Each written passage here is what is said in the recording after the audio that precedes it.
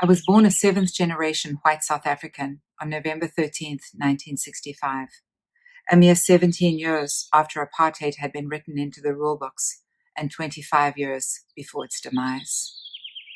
When I was a child, I believed that Nelson Mandela deserved to be in prison. The government controlled the media, and we were told that he was a terrorist. We were told that he'd be released from prison if he denounced violence as a method of fighting apartheid. As a kid, I never realized that to do such a thing, he would just be swapping one prison for the other. As a true leader, he had to do what was right for the people and not what was just easier for himself. Neither he nor the people of South Africa could ever be free as long as apartheid existed. I traveled to the United States and Western Europe when I turned 21.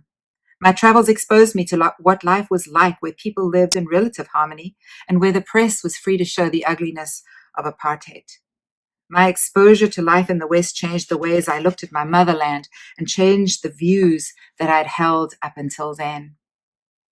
I'd always known that apartheid was wrong. My parents had taught me that. But I felt quite fine burying my head in the sand and going about my life without rocking the boat. I supported the view that change needed to happen very slowly, but I'd finally grown up and developed my own thoughts and beliefs about life. I asked questions, argued, took a stand. I no longer parroted the opinions of others. Change was inevitable, and it was right.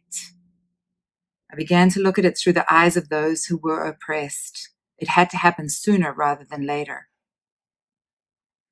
I don't have radical blood flowing through my veins. I speak out on issues that I feel strongly about, and I take action in passive ways like fundraising or donating. I've never been a protester or a marcher, and I never really stuck my neck out too far. However, there have been times in my adult life where I look back with regret, not having acted in a more radical way and standing up in strong protest of clear wrongs. I was plagued by such feelings when I read Nelson Mandela's book, The Long Walk to Freedom. I struggled with guilt, but I found redemption in the words of Maya Angelou. When you know better, you do better. Her wisdom has helped me to understand and to forgive myself and to have compassion for those who are equally as misguided. I returned to South Africa in September of 1988 under duress. My country felt so stifling and artificial to me now that I knew more of its hidden truths. I had tasted freedom, relative freedom, and I wanted to stay in the United States. And at the time, amnesty was being granted to illegal aliens who'd overstayed their welcome by 5 or more years. I'd been more than willing to give it a try, overstay my welcome, fly under the radar for 5 years, doing odd jobs here and there. But this would be over my dad's dead body. Get back here, he ordered. You've got obligations and student loans, and besides, you didn't get a university education to drift for the rest of your life. I moved to Johannesburg and got a real job as a marketing consultant and later as a district sales manager for one of the largest automobile companies in the country. I had to call on the dealers in the eastern section of what was then the Transvaal province. The old Transvaal is now split into a number of different provinces: Gauteng, Mpumalanga, Limpopo, and the Northwest. By far, the majority of small towns that I called on were extremely politically conservative, in other words, radically racist. It should go without saying that there were and are many wonderful people of all colors and origins in these towns, including Afrikaners, and my intention is not to paint everybody with the same brush. I was shown tremendous kindness and hospitality by many Afrikaans families in my district. The stories that I tell, however, are those that impacted me and changed me, as well as the course of my future forever. One day I stopped at a small store outside a tiny town just east of Johannesburg to pick up some water and something to eat. I walked toward the counter and saw an elderly black man standing, holding his wares, waiting to be called up to pay.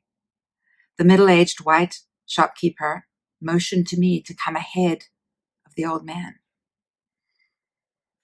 No, I said. He was here first. The shopkeeper continued to motion angrily at me, saying nothing. Intimidated by his self-ordained forceful authority, I obeyed. I walked out of the store with tears in my eyes. I witnessed an old man's dignity being eroded that day, and I hated it. I wish that I had refused to do business with the shopkeeper. I should have put my goods on the counter and walked out. I should have, but I didn't.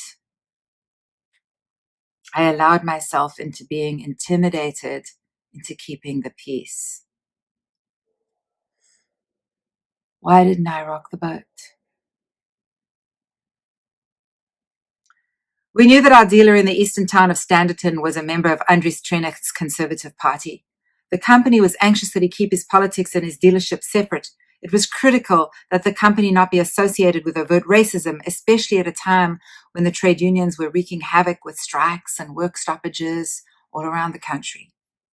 Even a company as progressive and proactive as ours was not immune to such intense action by the labor force. At that time, the anti-apartheid movement had very few other peaceful tactics to utilize, since the ANC and other groups remained banned organizations. The salesman at Standerton was Peter. I hated him for his politics. But he was fiery and wild and passionate. And when he flirted with me, there was a danger and an intensity that was oddly appealing. I had to do business with him. I wanted him to sell as many cars that he could because the numbers reflected on me and I wanted to do well. I also had to make sure that he kept his racism to himself when he represented the company and that references to politics in the dealership were kept at bay. There was a large photo of Andries Trenecht on the wall, and I tried for years to get that thing taken down. I took all of these concerns as far up the ranks as I could go, but stripping a dealer of the franchise was apparently not easy. I believed that the best way to get any sense of reason from Peter would have been to have a good relationship with him. What was I thinking? Of course, there was no reasoning with him. His beliefs were so ingrained in the roots of his boots.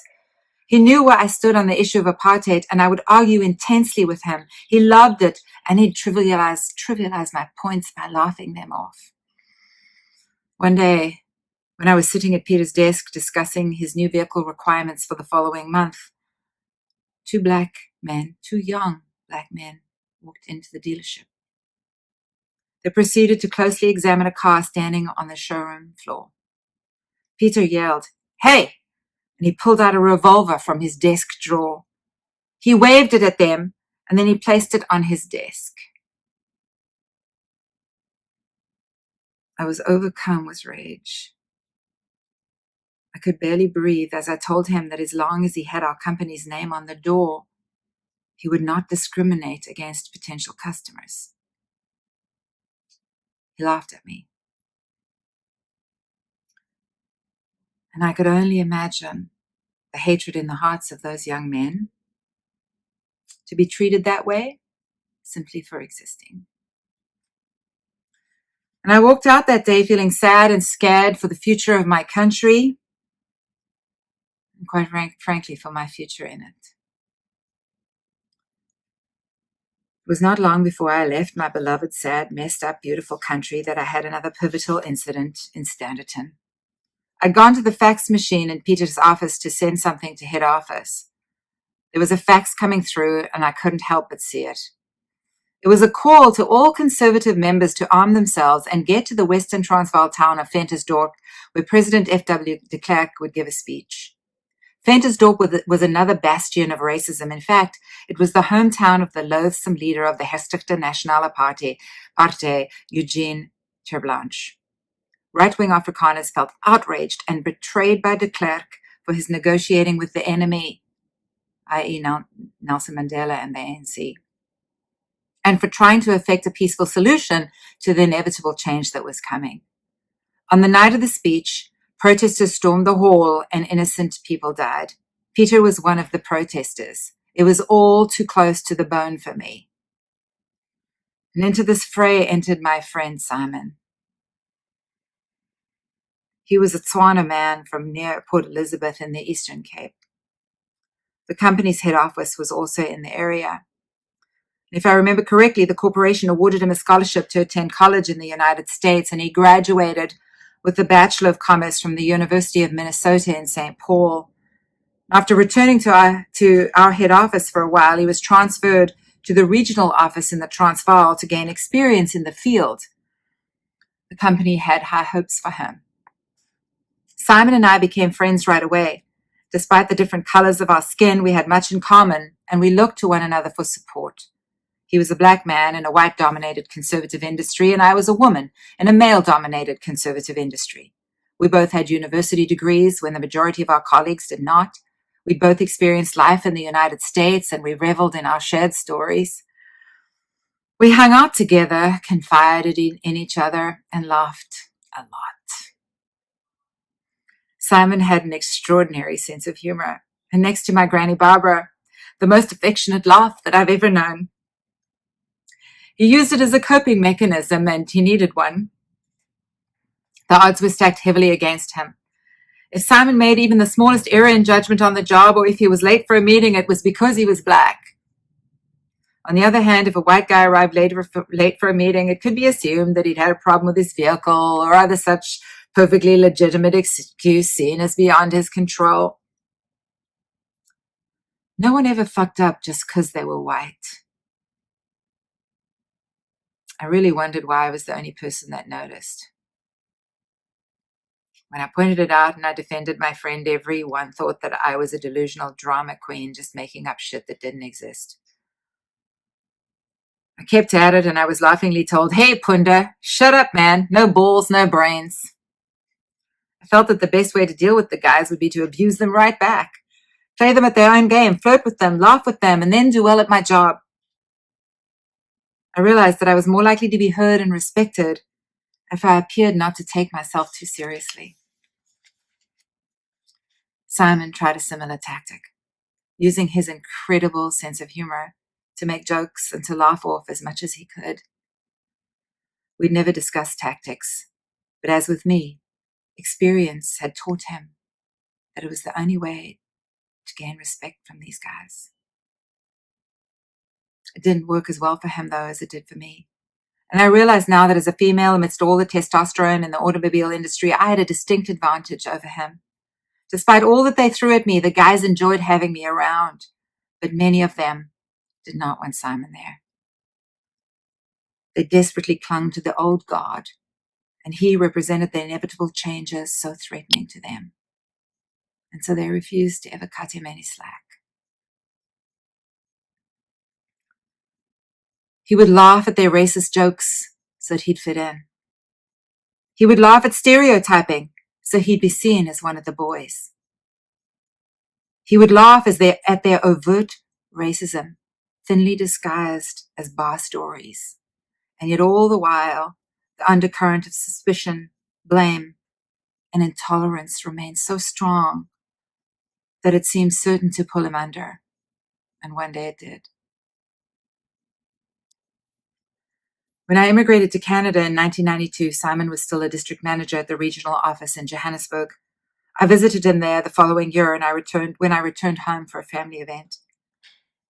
He still appeared to be the same joyful man that I had known, but he confided in me without offering details that he was having some personal difficulties.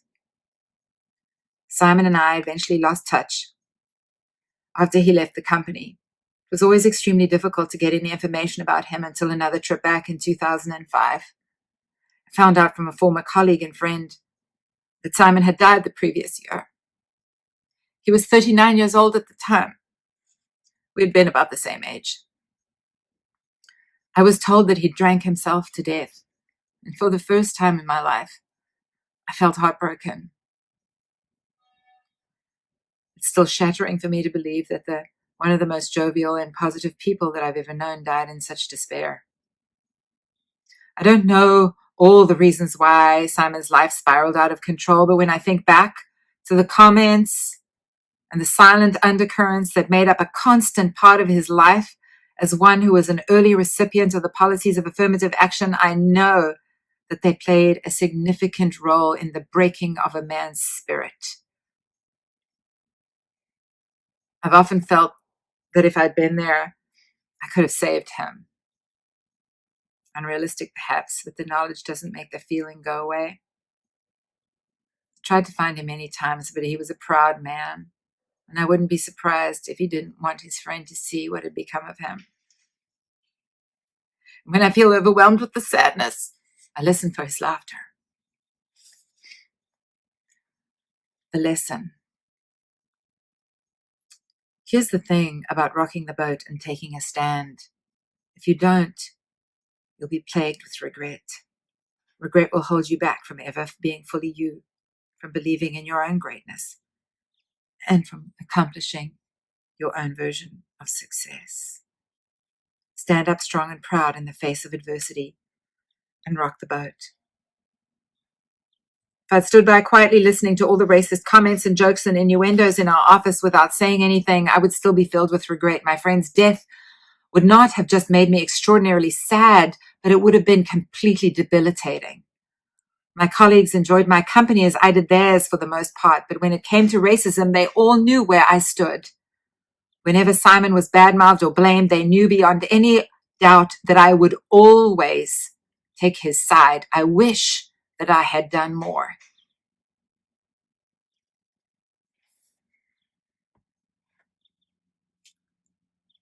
Rock the boat. You'll be glad that you did.